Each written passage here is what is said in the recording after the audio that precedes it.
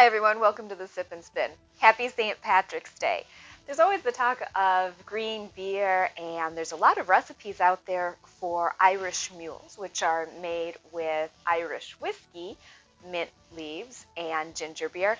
I wanted to do something just a little bit different, so I did a combination of a gin flip and a gin fizz. What I did, I took is grapefruit soda, orange juice, lemonade, combined it with a little bit of honey syrup and egg white, and created a martini. And then I used sprinkles and a stencil on top because I wanted a little bit of that Celtic flair. My triquetra sort of went all over the place, but it's really hard to navigate sprinkles. And the gin that I'm using is, of course, Toryn Irish Gin, and I really like it because it does have a citrusy flavor to it. So because it's St. Patrick's Day, I'm going to talk about, this is going to be hopefully a little bit comical. I've been doing a lot of video watching on how to do core spinning, and all of the videos out there make core spinning look so effortless, and I'm sure for some people it is. I'm here to tell you, core spinning is not as easy as it looks. So I'm going to walk through the basics, and I'm going to demonstrate core spinning. I found some beautiful merino. This is from Kamaj Fiber Arts, and this pound of fiber has been used in so many different ways. I have done crepe spinning with it, I've done thick, I've done thin, and so today I'm going to continue using it because it's a great fiber to play with. It has a relatively long staple length, it's thin, it's fine, and I really enjoy the way the colors play through. And I thought it'd be appropriate because it has the greens, the whites, and the oranges of the Irish flag. So let's talk a little bit about core spinning. All right, the principles behind core spinning.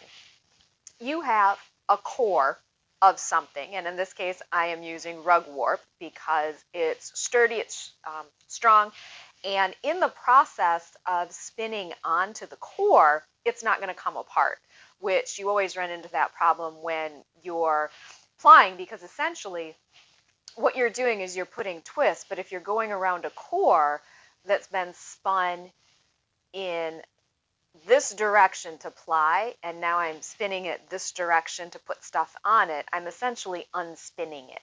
And if you don't have a good core, what you're going to be doing is your core is going to be falling apart and then coming back together, which creates its own unique look. That's not the look I'm going for today. So I'm going to show you the core spun, and this has been core spun and plied.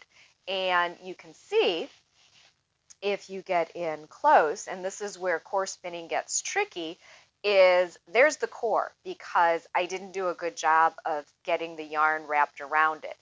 You don't want to be able to see the core. You want it to be more tight, and so this is a giant pile of, I'll find something fun to do with it, but it's worthless as yarn. So I have a core, and the mistake that I made when I first started doing this is I was using pieces of fiber that were way too long. Now, here's the cool thing. If you've got something like this in your core spinning, I can core spin tight, and then I can go fat, and then I can go tight again, and that's where you'll start to see examples of these really cool beehives and baubles and textures. I've yet to master that, so if you've got any tips or techniques, by all means, put them in the comments section because I'd love to learn how to do it. It's really cool.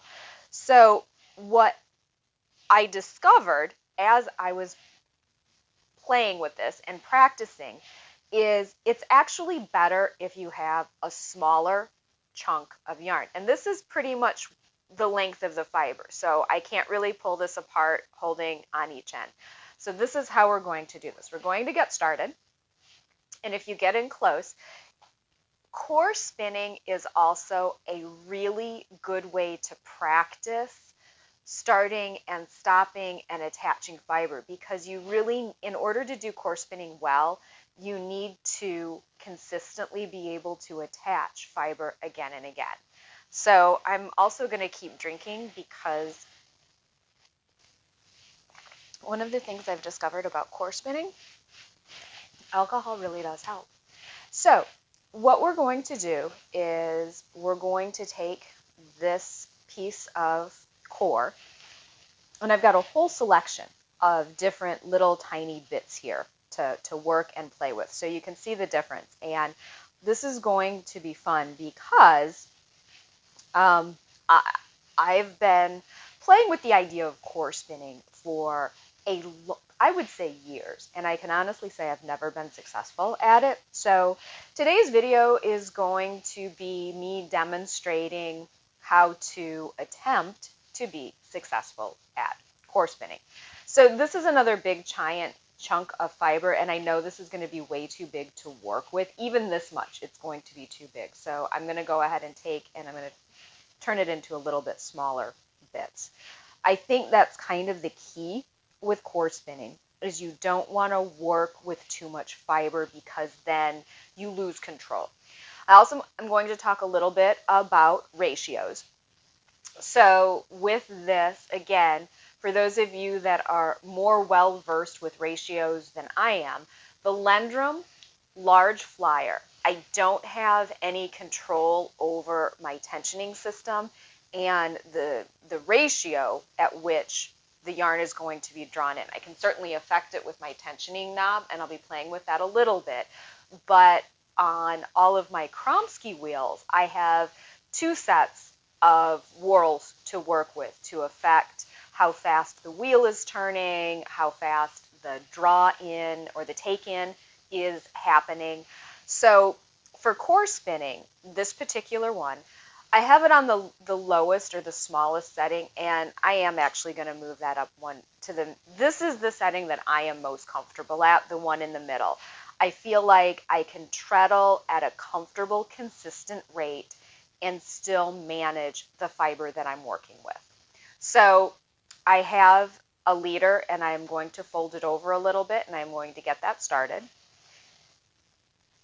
And because I don't want to fight with this, I'm going to let it go carry on.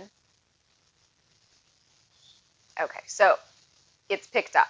So my core is now picked up on my flyer. And so at this point, I am going to start with a small bit of fiber. And the idea is, as you're spinning,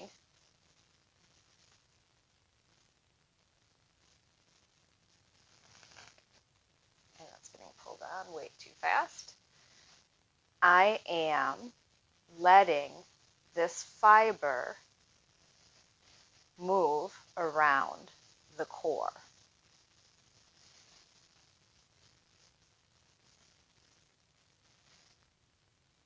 Okay, and see, when I let go, I feel like I am going to need to move a little bit faster. I almost feel like this is too much. This is a nice thing with core spinning. I'm like, oh, I feel like I need to pull back. Let's try this again. That doesn't feel right. So let's try this again.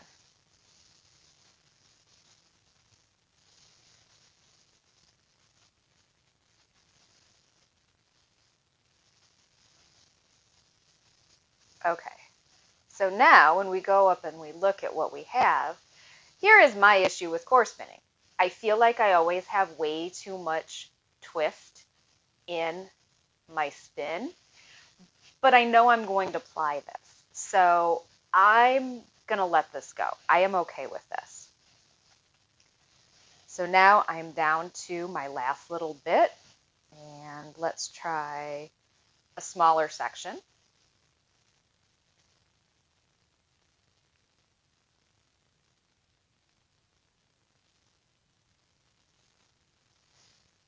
And I've got a little bit of a bobble there, which I like. Now, with the smaller section, you can see how I've gone very tightly around the core, which is kind of a neat thing.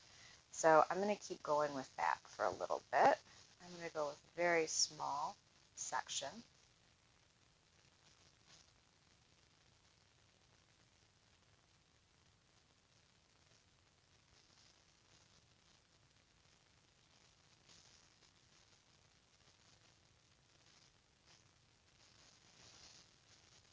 What I don't want is I don't want to be able to see the core. So for that, I'm going to create a bobble. Ha! Take that.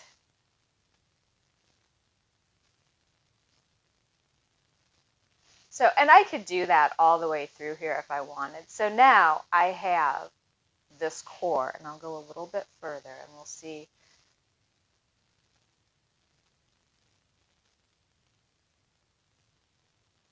Again, I can see my core, so move it up.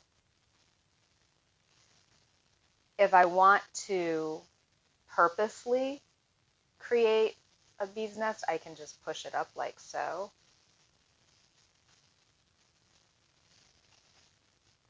Now here, I've got too much fiber. So I'm going to take this out and I'm going to pull it long. Oh, I have the core again. I'm going to make another little bobble right there.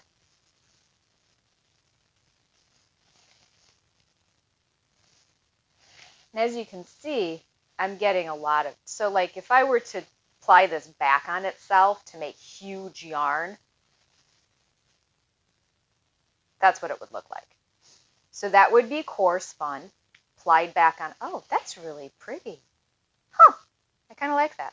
So that's core spun, applied back on itself. I actually might do that, I don't know.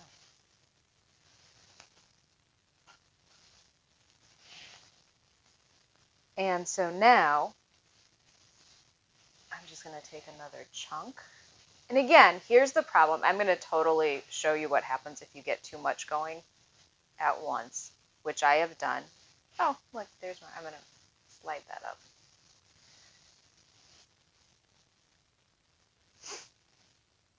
There you go. So if you get going and you get too much, it's not the end of the world. I mean, it still works. But when you go to apply it, you're going to run the problem of seeing that core. So now I have this big giant chunk of fiber. And even when I push it up, I don't really like how that looks. This is still really loose on the core. And when you get stuff that's really, really loose on the core like that, in terms of structure, and you can correct me if I'm wrong, but in terms of structure, I think your yarn isn't going to be as stable. So I'm going to pull back on this a little bit. Good thing there are no knitting pulleys. Spinning pulleys. There aren't any knitting pulleys either. Good thing there aren't any spinning pulleys. So here I go again, tiny, and I'm going to go ahead and make a bobble there that's all fluffy because I messed it up. So in my hand, what I'm trying to do is keep this flat because that's what's wrapping around the coil.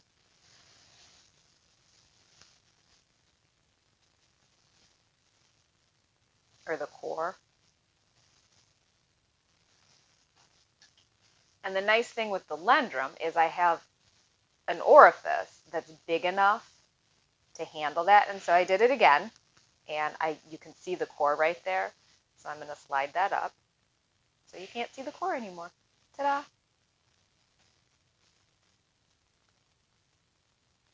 And I'm going to take another piece.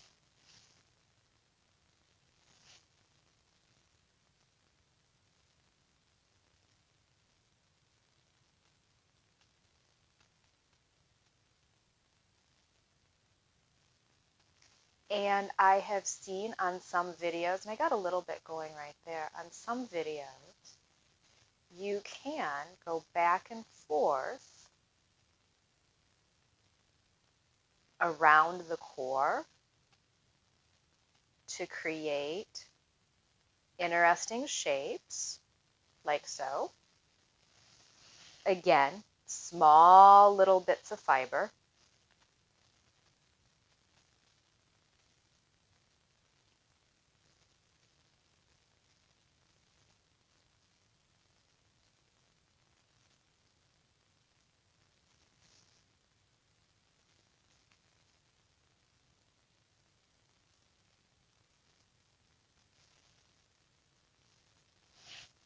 And so now for this one, I've got all of this right here because I really started to run out. So I'm going to backtrack a little bit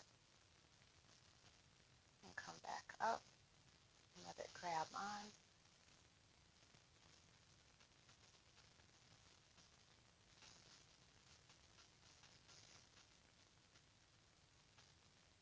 And so now, see, now that one, it kind of fell apart on me, which I don't like.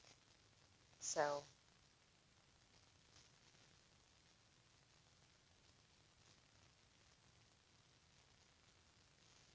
I'm going to take it apart and try again. I guess that's one of the things that I like about core spinning. It's forgiving. It's like, oh, I've got too much fiber, so I'll just take some out and we'll try it again.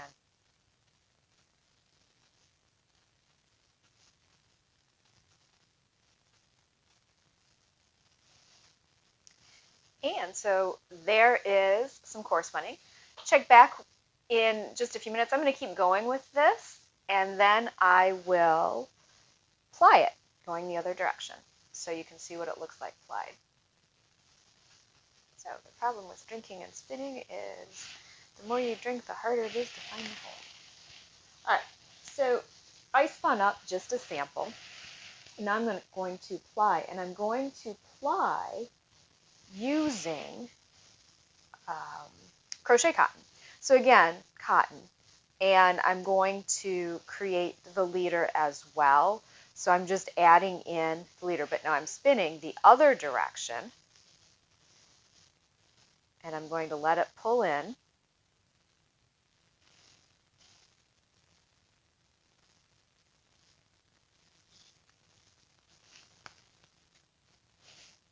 And now, as I ply, again, I have to be careful because I'm untwisting what I just did, but I have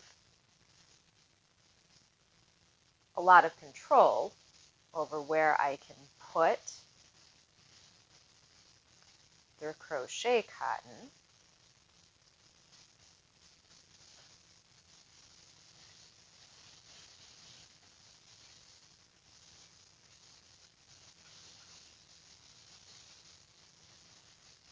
So on these big giant baubles, I'll be a little bit more conscious of where I'm putting that plied thread. So here's a perfect example of the two types of yarn you can get with core spinning.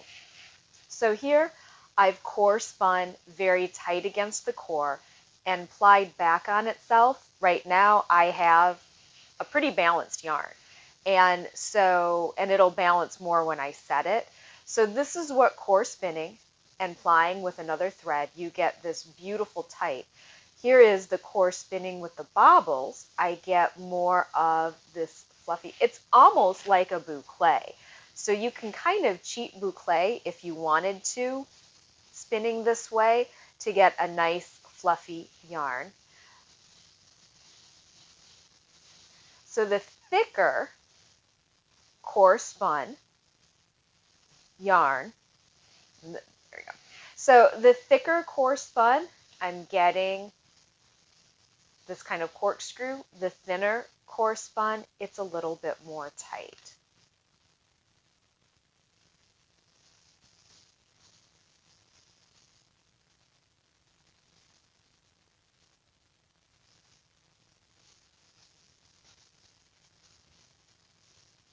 And again, remember I said that I was concerned about overspinning.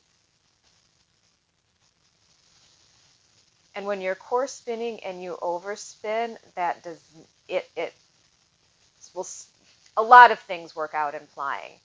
I've seen a lot of spinners who express frustration and concern because their first single has too much energy in it, or in their opinion, there's too much twist in it.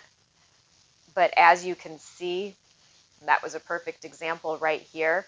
So right here, I didn't have enough twist in it, and I completely, I lost the really neat boucle, and I'm over twisting it this way. And unfortunately, there's nothing I can do about that now.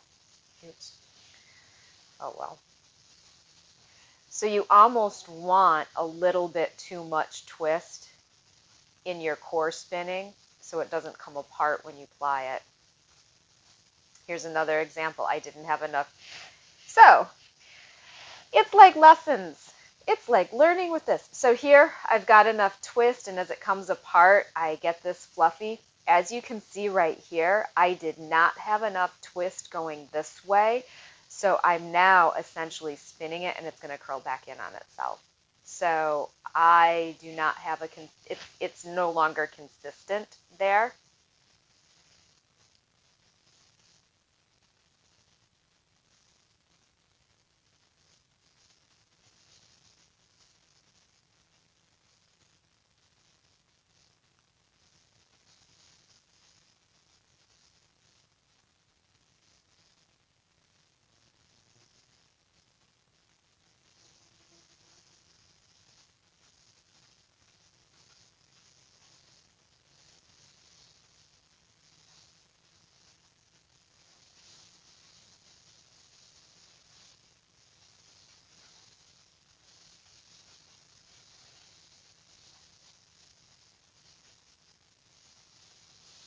I love the little corkscrews. They're so cute.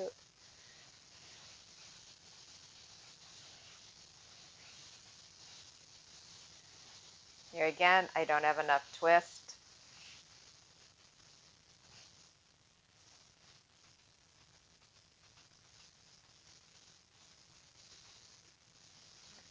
That's where it got really fluffy in the end.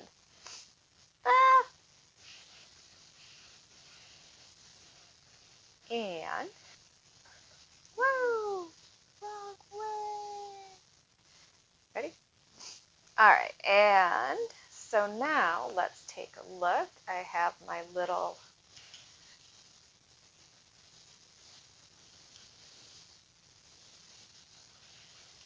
nitty knife.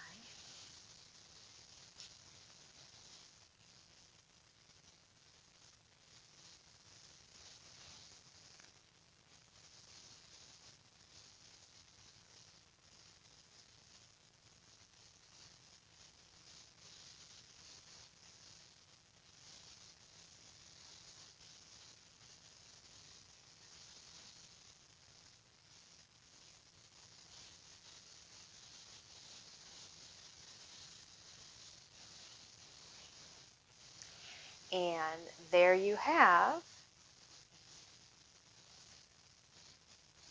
a sample of core spun and back plied, or plied yarn. It's not back plied. It's core spun and plied yarn. So if you want to give it a try, it is not as easy as it looks, but it is a lot of fun.